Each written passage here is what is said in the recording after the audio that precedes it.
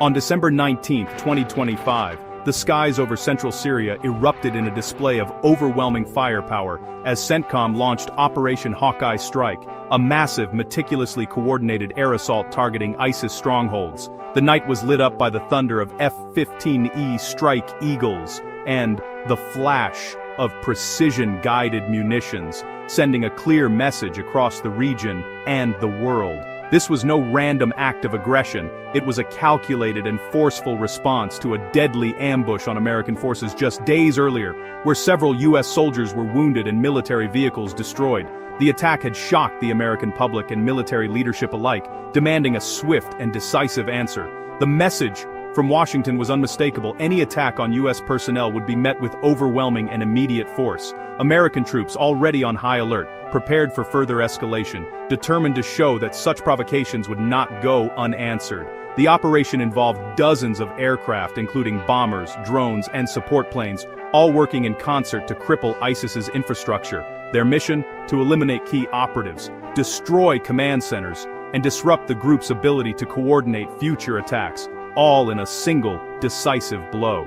In the days following the ambush, U.S. intelligence agencies worked around the clock, analyzing satellite imagery, intercepted communications, and drone footage. Their efforts pinpointed high-value ISIS targets, from fortified command centers to hidden weapons caches deep in the desert, ensuring that every strike would count. As news of the operation broke, the world watched with bated breath. International media outlets broadcast live updates, while families across America and beyond tuned in to see how the U.S. would respond. The message was clear. Provocations against American forces would be answered swiftly, decisively, and with overwhelming might. Operation Hawkeye Strike marked a turning point in the conflict.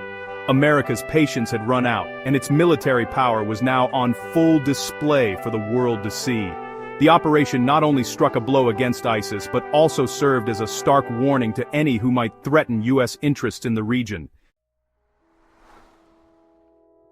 The catalyst for Operation Hawkeye Strike was a brutal ambush near Palmyra on December 13th. A Syrian security guard, working alongside U.S. forces but secretly tied to ISIS, opened fire, killing 2 American soldiers and an interpreter, and wounding 3 others.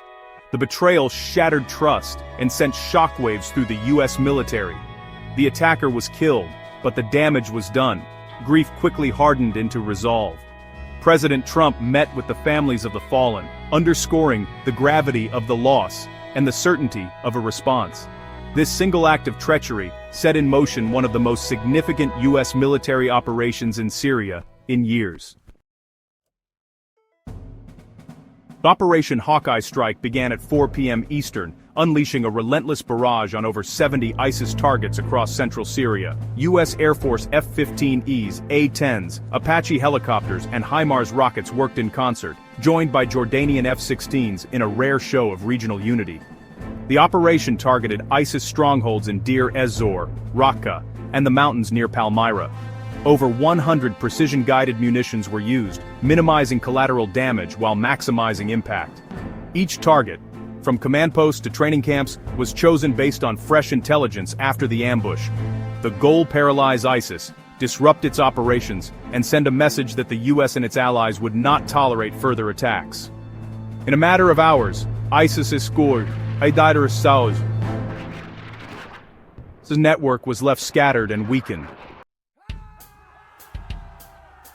American leadership wasted no time framing the operation as both justice and deterrence. President Trump called it a massive strike, fulfilling his vow of serious retaliation. Secretary of Defense Pete Hegseth declared, "Today, we hunted and we killed our enemies. Lots of them. And we will continue." The message was unmistakable. The U.S. would never hesitate to defend its people. CENTCOM's Admiral Brad Cooper emphasized the strikes as essential to national security, directly linking them to the safety of Americans at home. The era of measured responses was over. Swift, overwhelming retaliation was now the doctrine. Allies and adversaries alike were put on notice. Attacks on Americans would be met with devastating force. In a remarkable shift, Syria's new government under President Ahmad al-Sharaa openly supported the U.S. strikes. Years of fighting ISIS had made the group a common enemy, forging an unlikely partnership between Washington and Damascus. The Syrian government saw the operation as a necessary blow against a destabilizing force. Instead of condemning the strikes, Damascus called for stronger international cooperation against terrorism. This marked a dramatic departure from the Assad era, signaling a realignment in Syrian foreign policy. The U.S. acted with the tacit approval of Syria's leadership, transforming a unilateral action into a collaborative effort. Shared threats had created new alliances and new possibilities for stability in the region. Operation Hawkeye Strike was just the most visible moment in a relentless, ongoing campaign against terrorism. While the world watched that dramatic assault unfold, countless other missions were being planned and executed in the shadows, far from the headlines. This campaign is not defined by a single operation, but by the unyielding persistence of those who fight day and night to keep extremist threats at bay. In the 6 days between the ambush and the strikes, U.S. and allied forces conducted 10 counterterrorism operations across Syria and Iraq, killing or detaining 23 ISIS operatives. Each mission required careful coordination, intelligence gathering, and the courage to move swiftly into hostile territory, often under the cover of darkness. Over the past 6 months, more than 80 such missions have targeted ISIS cells, leaders, and resources. These operations are the result of tireless surveillance, collaboration with local partners, and the relentless pursuit of those who threaten regional stability. Every raid, every capture, and every disruption chips away at the enemy's ability to regroup. These daily efforts, raids, drone strikes, and joint operations keep ISIS on the defensive and prevent its resurgence. The tempo is unrelenting, designed to deny the enemy safe havens and to dismantle their networks before they can strike again. The U.S. strategy now combines constant, low-profile pressure with the capacity for rapid, overwhelming retaliation. This approach allows for flexibility, responding to threats as they emerge, while maintaining a steady drumbeat of operations that wear down the adversary over time. America's presence in the region may be smaller, but its ability to strike hard and fast remains undiminished. Advanced technology, elite training, and close cooperation with allies ensure that every mission is executed with precision and purpose. The fight against terror is a marathon of attrition, punctuated by moments of decisive force. It is a test of endurance, resolve, and adaptability, one that demands constant vigilance and the willingness to act, again and again until the threat is finally defeated. The speed and scale of Operation Hawkeye Strike sent shockwaves far beyond Syria, serving as a warning to nations harboring terrorist groups. Pakistan, long accused of sheltering militants, now faces a new reality. U.S. patience for attacks on its personnel is at an all-time low. The precedent is clear. If a group operating from Pakistani soil strikes Americans, a similar U.S. response could follow.